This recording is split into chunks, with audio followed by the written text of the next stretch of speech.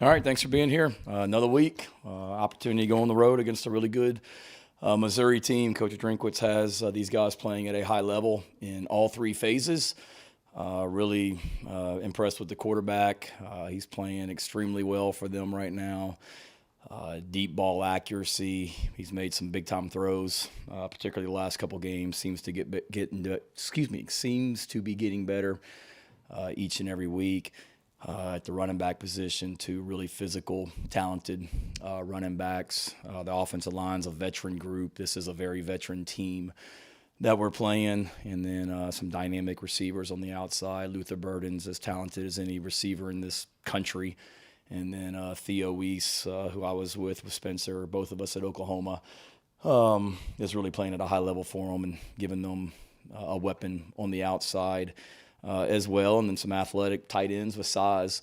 So big challenge offensively, and then defensively, disruptive would be an understatement when you watch these guys. If our last two games against them the last 2 years, story of the game has just been how disruptive they've been, particularly on the defensive line. And it seems like those guys have been there forever, and they have depth. They just kind of keep coming in waves, and 6 on the edge is a load at defensive end. Will be a big challenge for our tackles on the offensive line. Linebackers for them are active. Secondary is a veteran group, two really, really talented corners, and then a nickel and two safeties with size. And then on special teams, they do a lot. You got to prepare for a lot. They do a really good job. Faked a punt for a touchdown last week against Kentucky. The same thing we did against Tennessee 2 years ago in plus territory in punt safe.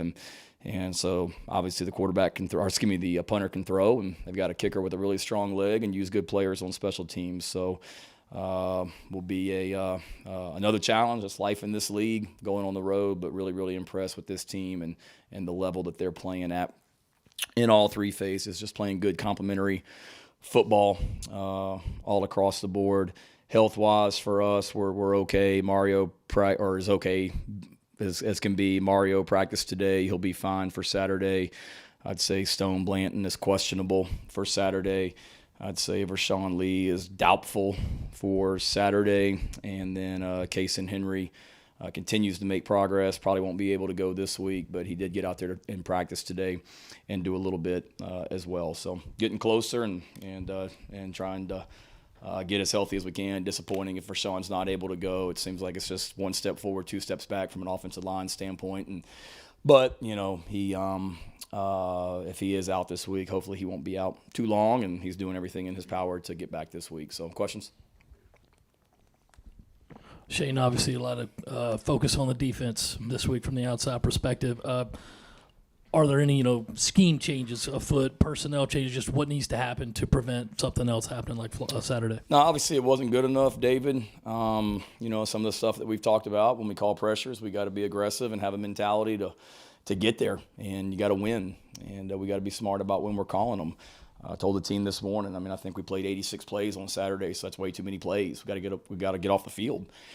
And in those 86 plays, I think over 40 of them we played man coverage with a safety in the middle or zero blitz coverage, meaning there is no help. And when that happens, one, we got to win up front, and then we got to play with great technique. And we called that much man coverage because we have great confidence in our defensive backs to perform. And when you're on an island, we don't line up here at South Carolina and just play 2 deep coverage every time and protect our corners over the top with safeties. We're aggressive, and that's why.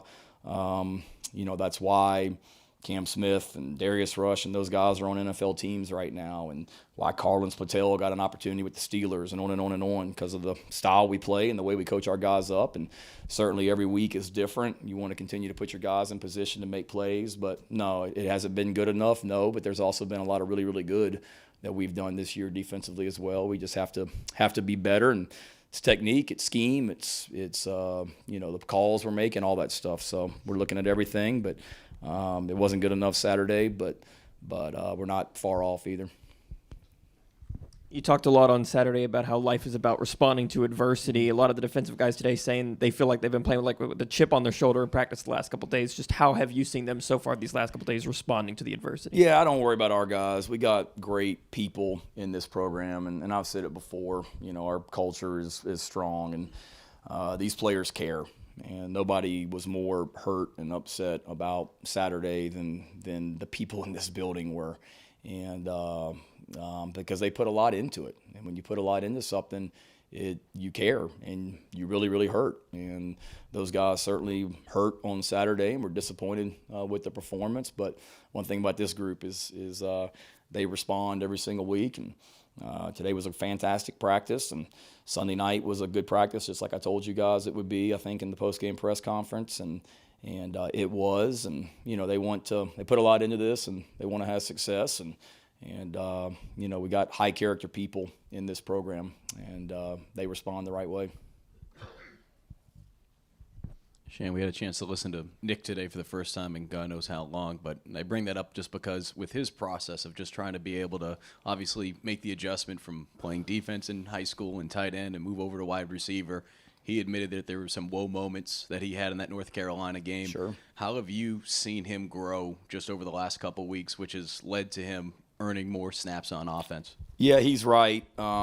For people to just sit there and say, okay, well, this guy was a 5-star recruit, so just throw him out there and let him go. I wish it was that simple, guys. People that, think that don't always have a great understanding of what playing football is like. There's a lot.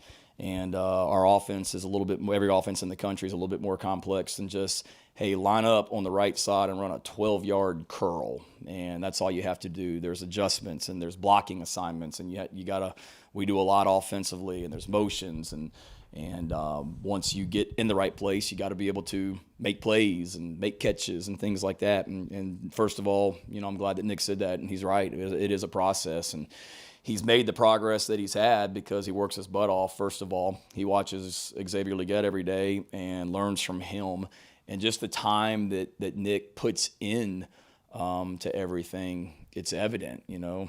Xavier works really, really hard. All of our guys do, but Nick's up here all the time, just trying to get like extra work and extra meeting time. And coach is up here at night, and he'll pop in here at 8:30, 9 o'clock on a Tuesday night, just to watch tape with the coaches and stuff like that. So he's put the time in from a mental standpoint, and also too, like, we got to be smart. When we have good players, we got to make sure that we're not asking them to do too much schematically where they can't get on the field. So don't misunderstand what I'm saying, but we can't be so simple that we just run the same 2 plays every time. Either. So Nick's worked really hard to get a better understanding of things mentally, and then with the way that he's worked, when you know what to do, you're able to play faster and play with more confidence, and that's what I've seen with him, is playing with more confidence, catching the ball more consistently, and was so happy for him to make that catch Saturday, and not just make the catch, but play, I think, 29 plays, whatever it was, and talked to him yesterday downstairs in the hallway, and he was so excited about getting to play and getting to play more this week too.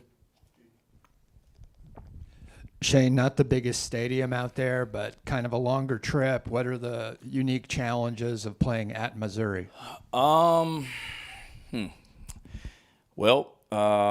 it's different. We try, and every place you go in the SEC is different, and because of where we're located on the East Coast, this and Texas A&M for now until Texas and Oklahoma come in the league are the 2 farthest trips that we take. But having said that, it's not like we're going to Siberia. I mean, it's a couple states over, so it's not like we're flying across the country like teams in formerly the Pac-12 are going to have to do that now are on the West Coast. They are going to have to fly across the country multiple times a year.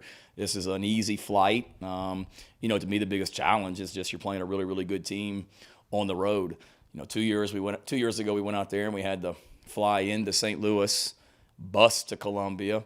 I think when we got to the hotel, there were some snow flurries in the air, and then we lose the game, and then you have to bus back to St. Louis. That was pretty miserable 2 years ago. This year we don't have to, thank God. We're able to fly right into Columbia. So not that it'll be a smooth trip, but it'll certainly be smoother from a travel standpoint. But to me, the biggest challenge is we try and not make a big deal about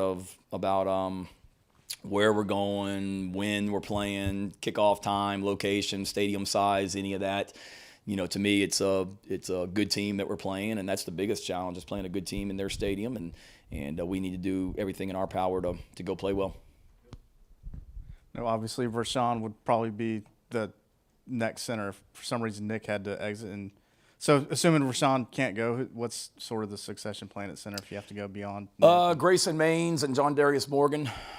Grayson Maines has worked at center since the beginning of the season, going back to spring practice. So Grayson would be the next center. John Darius Morgan has worked at center as well, every day. And you guys were out there some in August when, the quarterbacks are over there. They're taking center quarterback exchanges every day in practice, and we have a center with each quarterback basically. So do they have game experience? No. Would that be ideal if Vershawn couldn't go and something happened to Nick? No. But you prepare for those situations, and if that happened, Grayson's a good player and knows all the calls and is a really smart young man, along with John Darius, who's been in our program since I got here. Then switching to cornerback in terms of depth, and I know you talked before the season started how that was a concern. And yeah, seen mostly O'Donnell and Marcellus play. How challenging has it been for those guys? Not to make excuses for them, but they play a lot of snaps any given night. It's a challenge, not just them. I mean, Sale and OD played 86 plays the other day. Jalen Kilgore played 70. DQ Smith played 86, and Nicky Manwari played 80. It's a lot of plays. And when you play man coverage half the time, or you play any coverage, 2 deep, 3 deep, quarters, whatever, when you're out there for that many plays and we're as aggressive as we are defensively, you're going to give up some plays from time to time. And we gave up way too many explosives, don't get me wrong. But a couple things. One, like I said, we got to get off the field, but we talked about it as a staff yesterday, Hale, is we got to continue to develop depth and get those guys out there. Right now, Judge Collier is our third corner, and Judge has come in there and done some good things. But whether it's Judge Collier, whether it's Emery Floyd, whether it's Vakari Swain, that's kind of our top 5 guys at corner right now. And kind of going back to what Mike asked about Nick, it's the same thing. Like, we got to make sure that we're not asking these guys to do too much defensively where they can't get in there and play, because we got to be able to get them in there and play them a little bit. Last year, Cam and Darius were our top 2 corners, but Sale and OD, we felt good getting them in there and playing for Cam and Darius when we needed to. So we got to continue to be able to do that, and that's on those other corners and the other safeties and the other nickels to show us in practice if they can be counted on, because that is a position where no matter what you're playing, whether it's man coverage, 3 deep, 2 deep, you make a mistake on the back end, it's an 80-yard touchdown pass. And so you want to make sure that our guys know exactly what to do, and that's on us as coaches. And we've got to certainly get other guys in there, because that is a challenge when you're a defensive back playing that many plays against really good offenses, which we saw last week and we're going to see this week. Shane, kind of a bigger picture question on road trips. I guess this year you get to carry a few more guys on road trips than you have in the past. Yep. How important is that in keeping maybe some younger guys more engaged, given the challenges that you're going to have every offseason about making sure that they're all ready to go and not want to pop in the portal? Yeah, great question. And when we discussed this in Destin at SEC head coaches meetings, that was one of the points that was made, which by head coaches that were in favor of the rule change to allow us to take, last year it was 70, we can now take 74. That was one of the things that was discussed. It's important, but I'm also a guy that less is more, and I want to make sure that the people that we take to Missouri or A&M next week or whoever it might be, they're on the trip for a reason, and they've earned the opportunity to go on the trip, not just because I want to take a guy on a trip because I'm worried he's going to get upset and sad and want to transfer. If that's his mentality, then probably isn't the place, for him. So for us, each game, we sit in there, and it's something that I start looking at on Monday, kind of who the 74 are going to be. And to be totally honest, it's important because you do want to reward guys that have worked, really, really hard. I do want to make sure that the people that get on that plane on Saturday or Friday have earn the right to go on the trip and legitimately have a chance to get in the game. I don't want to take people just that they know they're not going to play. But honestly, for us, I would say the last for the Georgia game and for the Tennessee game, really spots, I don't know, 72, 73, 74 have gone to guys that maybe were on the scout team that week and worked really, really hard. And I know that it would like make their week to get to go with us on an away game. So that's typically who we've taken. Now as we continue, I mentioned last week about Jaron Willis and C.J. Adams and some of these guys that were showing us more things on special teams, Jamie and Risher. Now that more of those guys are coming along, it makes it a little bit more of a challenge because you got guys that can help on special teams. Kelton Henderson's a guy that's really done some good things on our scout kickoff team. And on the scout team last week, I mean, he went down there and made 2 tackles on our kickoff team against kickoff return in practice last week. So we may get him going this week. So to answer your question, I'm sorry to ramble. It's a challenge. I want to make sure I take people on trips that are actually have an opportunity to play. I want to be able to reward people that earn the opportunity to go on the trip. But certainly if there's a guy that, maybe isn't playing, but is going to be a big-time player, and you want to keep them engaged. It's kind of like teams in the past. Okay, you got a guy, Michael Vick, for example, when I was a junior at Virginia Tech, like Michael Vick was going to redshirt his freshman year no matter what, but he went on all the away games because my dad and everybody in Virginia knew he was the future of the program. So he went on the trips as like the 3rd or 4th team, really the 4th team quarterback, but just to prepare him for next year. So you certainly want to be able to do that too. Sorry, that was like 8 minutes of who's going to Columbia, Missouri. Yeah, that's enough for like 4 stories probably right there.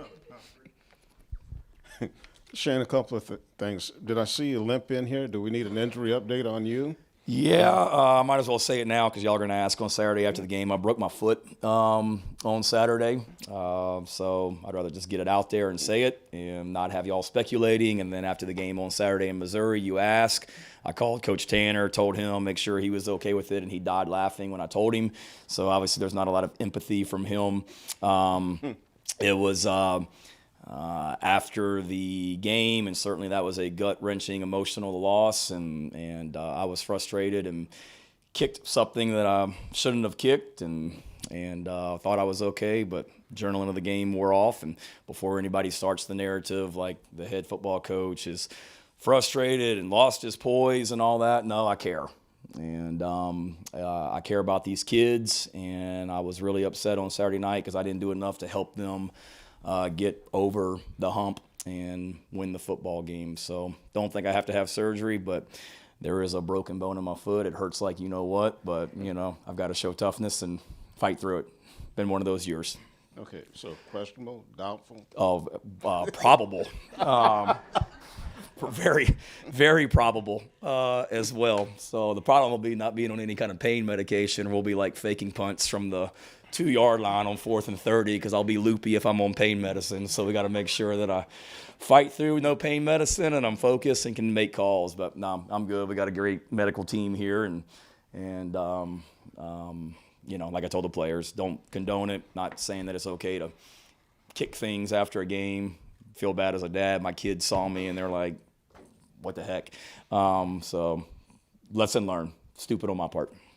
Also, I know that you want to have the consistent message from week to week, but after not having the first half of the season that you wanted, do you tweak that a little bit just to put in the forefront of their minds that the opportunities are running out to reach the goals and where you want to be at the end of the year? Yeah. We talked about it this morning in our team meeting, Rick, that this is the true second half of the season coming up. And it's kind of like, the time's now. Like we keep talking about what needs to happen and we need to do this and we need to do that. And not so much like talking about our record and what we have to get done here down the stretch, but just we got a good football team, and it's time for us to show it in all 3 phases. And I'm tired of, not doing enough on Saturdays to help our guys get over the hump and just making sure that our guys understand the urgency, which I feel like we did. I mean, I feel like we played with urgency last week. It wasn't like we weren't ready to play.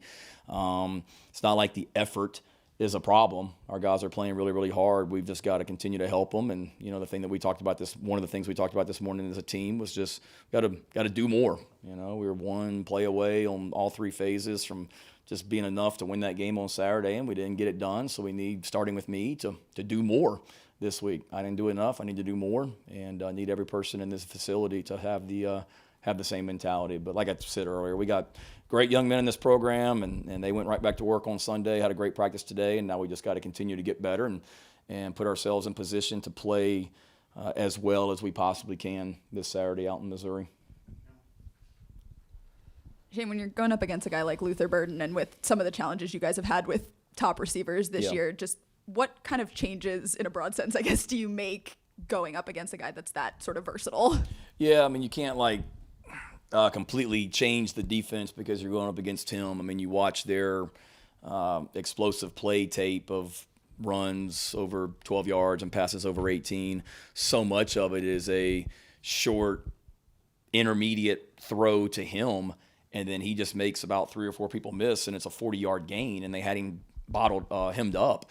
So we've got to do a great job going back to technique and fundamentals of rallying to the ball, tackling.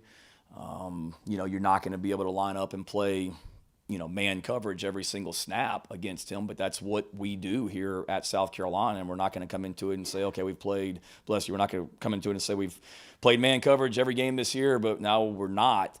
We're going to mix it up. We certainly got to mix coverages up, which is what we did last Saturday as well. But, we play talented receivers every week, and this guy is a really, really, really big challenge, not just at wide receiver, but when we punt, we got to punt to him too.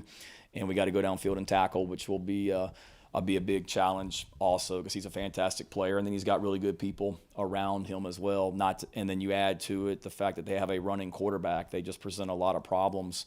A quarterback that can run with design runs, I should say. And they present a lot of problems, but certainly Luther Burden's right at the top. Hey, Shane. You mentioned it on Sunday a lot about the pressures not getting home. When you watched the film, what did you see in terms of the execution of the blitz patterns and maybe why they didn't get home? Yeah. Welcome to Columbia, by the way. Looking forward to working with you.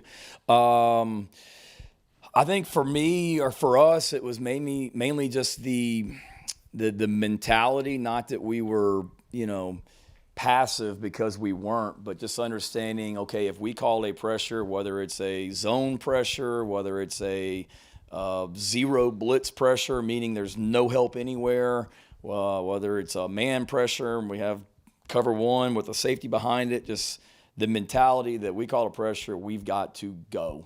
And that's, to me, the biggest thing is not that they weren't going, but it's just got to be an extra, we need to feel them when Clayton calls a pressure.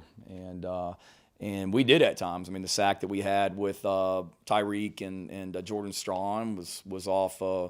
I think we brought 5 on that one, if I'm not mistaken. But, we felt them at times, and they did a good job. He did a good job, the quarterback did, of getting the ball out of his hands and max protecting at times. But to me, that's the biggest thing. It wasn't like being unsure. It was just understanding there's got to be an extra gear that you hit when we do pressure. If Stone can't go on Saturday, is there a name in mind for maybe a 4th linebacker? And also, on road games, do you have a target number for linebackers you want to travel with, or is that more just fluid by position? No, it's fluid by position based on special teams. I mean, our top 4 linebackers are who they've been all year. It's Pup, Bam, Stone, and Debo. I mean, they've been our top 4 since the North Carolina game, and that hasn't changed. If Stone wasn't able to go and we had a 4th guy, Jaron Willis is on the trip, Andrew Colacerdo is on the trip, and Ronnie Porter is on the trip, so it'll be a combination of those guys. You have kind of a target number. Okay, we've got to have this number of players at each position. That's kind of your minimum. But then on top of that, it's special teams. We typically take 4, 5, 7 to 8 linebackers each week, and a lot of that is because they're special teams guys for us also. So every week is different that we look at it. I usually, in the staff meeting on Monday, we usually talk about it that, okay, here's, to me, some guys that are on the fence this week, and it's really going to come down to what the special teams roles are for them this week, because every week when we pretty much have a consistent starting group with the four main phases of special teams, but each week is different. You know, maybe when we played, whoever it might be, Georgia, and they're primarily a 2-man shield on the punt team, and then we're playing Missouri this week, and they're primarily a 3-man shield on the punt team, or whatever it might be. That kind of changes your personnel a little bit on our punt pressure team. So each week is different. And we do have target numbers, but then anything in addition to the target numbers based off special teams. Shane Mario Anderson was in here talking about the hat he wore and just kind of how he's able to show some of his personality. How important is it for you to let these guys show a little bit of their personality while also tightening it up when you need to? What hat did he wear? I didn't even see it. Oh, he's wearing like a Mario Nintendo hat. Where? Like Super Mario and Gamecock Walk. I did not know that. Yeah. Well, I'll have to address that with him because I didn't know that we should be wearing our hats, but that's a different story. I didn't notice that. I want them to be able to certainly express themselves. Well, I say that. We let guys last year wear cowboy hats on Gamecock Walk, and I didn't say anything, so I can't discriminate against Super Mario or anybody else. It's just another thing as a head coach you got to deal with that you don't think about. Well, you had this rule, but you got to make an exception for that one. I want our guys to be able to express themselves without a doubt. You know, they're young men, they're in college. It's not like where you can control everything. A lot of them are doing their different podcasts and media interviews in here. And we got some great young men in our program, and I want them to be able to express themselves, and I want them to be able to, for you guys and the people on the outside, to get to know the many awesome personalities and people that we do have in this program within, the dynamic of the team as well. And that's what I've always told them is just, every decision I make is what's best for the team. The team is the most important, the team, and making sure that we're not doing anything to detract from that.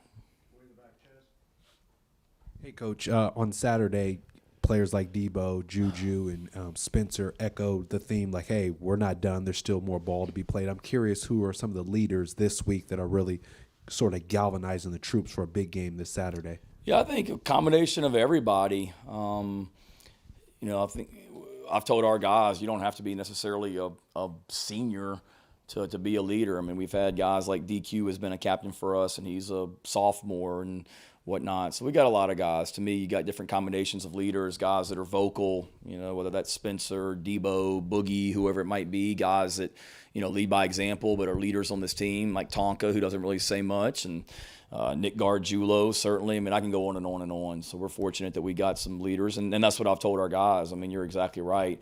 I've told our players that, 6 weeks from now, they're going to be talking about this 2023 football team and what we did from this point forward. And yes, I'm the head coach, so ultimately I'm responsible. But, if we go do what we want to do and what we expect to do, it's going to be because of the leadership on this team. And kind of going back to what Rick said, it's time for those guys. We need those guys to lead and be the young men that they are. Back to Mario, but not snitching on him like Joe did. He had mentioned a little bit that it seemed like you had talked about the history of this Mizzou game a little bit, the recent history. Not that y'all need any extra motivation for a game, but when there's a trophy on the line, is there a little bit extra? And for these guys in particular, who the school hasn't touched that trophy in a bit. Yeah, he said that I had touched on the history of it. He must have mistaken me for somebody else. We talked about the trophy this morning, and we talked about the last 2 years, things that we didn't do that we weren't successful. So I guess he is correct from that standpoint, that history. No, but certainly, and I know Eli said the same thing. Anytime you're playing for a trophy, it's it's got a little bit different meaning. All games in this league are big. They've done a great job against us and have certainly played better and coached better than we have the 2 years that I've been here. And they did a great job coming in here last year and beating us after the A&M game, I think. So we were ranked and did not play well, and they came in here and had a lot to do with that. So for us, we know it's going to be a big challenge because it's a veteran team that we're facing on the road in their stadium. But yes, anytime anytime there's a trophy on the line, that gets the juices flowing. And certainly, I think the world of Daniel Rickeman and appreciate his support. And I know he wants nothing more than for us to be able to return that trophy to Columbia, South Carolina.